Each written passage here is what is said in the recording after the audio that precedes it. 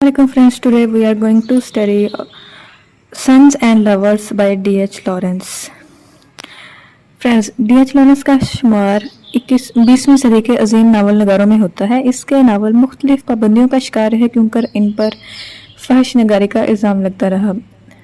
ये जो नावल है सन्स एंड लवर्स, इसमें लॉरेंस ने माँ की अपने बेटों के लिए मोहब्बत को एक बिल्कुल मुख्तलिफ अंदाज से पेश किया है जो इस दौर के कारी के लिए यकीनन हैरत का बाइस था। यह नावल एक खातून मिसिस मॉरल और इसके दो बेटों विलियम और पॉल के गिर्द घूमता है। मिसिस मॉरल की शादी एक कानकन वाल्टर मॉरल से हुई थी। अगरचे ये एक मोहब्बत की शादी थी, लेकिन शादी के बाद मिस्टर वाल्टन का ये रवैया अपनी बीवी से बहुत बुरा रहा। वाल्टर मॉरल अपनी आमदन का कसीर हिस्सा शराब नोशी में ज़ाया कर देता और वक्तन फ़वक्तन अपनी बीवी को तशद्दुद का निशाना भी बनाता रहता। वो एक जाहल, अजड और वहशी किस्म का इंसान था। दूसरी तरफ मिसेस मॉरल का ताल्लुक एक तहजीब याफ्ता ख़ानदान से था और किसी हद तक पढ़ी लिखी भी थी। अगरचे मिसेस मॉरल शादी से पहले वाल्टर मॉरल की शख्सियत से मुतासर हुई थी, ताहम शादी के बाद वाल्टर मॉरल के रवैये से वो इतनी ही बददिल भी हुई और इसके दिल में शोहर के लिए शदीद नफरत ने जन्म लिया। इन हालात में मिसेस मॉरल ने अपनी तवज्जो अपने बच्चों की तरफ मरकूज कर ली और शोहर से बदला लेने की ठानी। इसने खास तौर पर अपने बेटों विलियम और पॉल को अपनी मोहब्बत का मरकज बना लिया, लेकिन इस गैर मामूली मोहब्बत ने इसके बेटों की शख्सियत को तबाह कर दिया और वो किसी दूसरी औरत से मोहब्बत करने के काबिल ना रहे।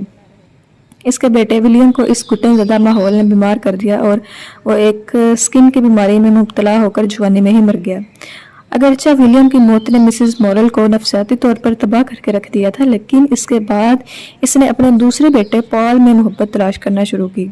पॉल को अपने बाप से भी दूर करने में मिसेस मॉरल कसूरवार थी, हत्ता कि वो अपने बाप के मरने की दुआ करने लगा। इस दौरान पॉल को अपनी एक हमसाया में रहने वाली एक लड़की मरियम से मोहब्बत हो जाती है, लेकिन मिसेस मॉरल मरियम के खिलाफ हो जाती है क्योंकि वो समझती है कि मरियम इसके बेटे को इससे दूर कर देगी। इसी वजह से पॉल भी मरियम के हवाले से कोई वाज़ेह रवैया नहीं अपना सकता।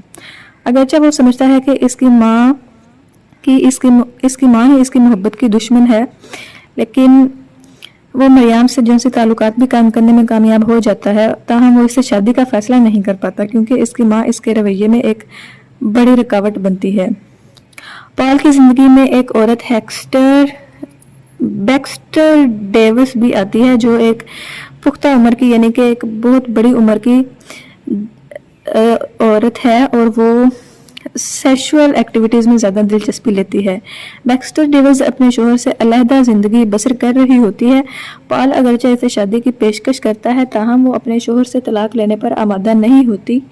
पॉल और डेविस के दरमियान जिस्मानी ताल्लुकात के बावजूद इनके दरमियान मोहब्बत नहीं हो सकती क्योंकि मिसेस मॉरल इनके ताल्लुकात के सख्त खिलाफ होती हैं। इसी समय में मिसेस मॉरल दिमागी ब्रेन ट्यूमर का शिकार होकर बीमार पड़ जाती है। मिसेस मॉरल सख्त तकलीफ में मुब्तला होती है जो यकीनी तौर पर पॉल के लिए नाकाबिले बर्दाश्त होता है। चनाचा वो अपनी माँ को तकलीफ से छुटकारा दिलाने के लिए मॉर्फिन की एक ख़ास मकदार दे देता है। यूँ मिसेस मॉरल की ज़िंदगी का खात्मा हो जाता है और वो मर जाती है। ताहम माँ के मरने के बावजूद भी पॉल किसी दूसरी औरत से ताल्लुक़ कायम नहीं कर सकता और तन्हा ज़िंदगी बसर करने का इरादा करता है। यूँ D.H. लॉरेंस इस नावल में दिखाता है कि माँ भी दरअसल बेटों की महबूबा होती है जो किसी भी और औरत की तरह अपनी मोहब्बत को तकसीम होता बर्दाश्त नहीं कर सकती, लेकिन इस अमल में बेटे की ज़िंदगी बर्बाद हो जाती है और वो नफसियाती तौर पर किसी और औरत से मोहब्बत नहीं कर सकता। So friends, this is the novel sons and lovers by D.H. Lawrence. I hope कि आपको ये नावल और इसकी समरी अच्छी लगी होगी। मुझे इजाज़त दें। अल्लाह हाफिज़।